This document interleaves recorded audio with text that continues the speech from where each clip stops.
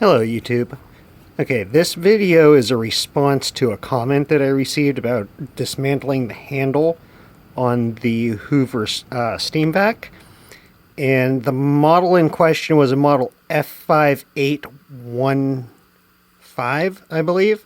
And the model I have is an F5859. I'm not sure of the difference.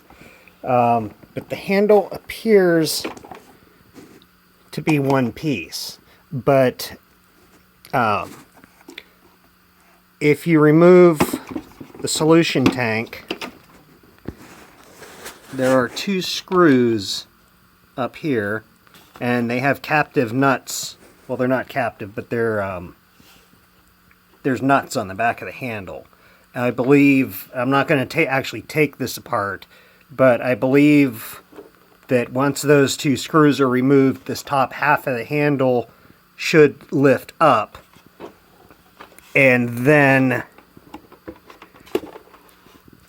this panel here appears to clip in at the bottom, and I'm assuming it looks as though it is also held in by these two screws.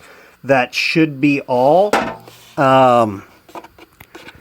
It does look like there are two bosses in the bottom here for screws. However, there is nothing on the back of the handle. So those might just be pins that hold it. But that should be able to give access to the hoses and the tubes for whatever came off of your vac. Hope this video helps. If you got any more questions, I'll do my best to answer them. Thanks. Have a good day. And thanks for watching.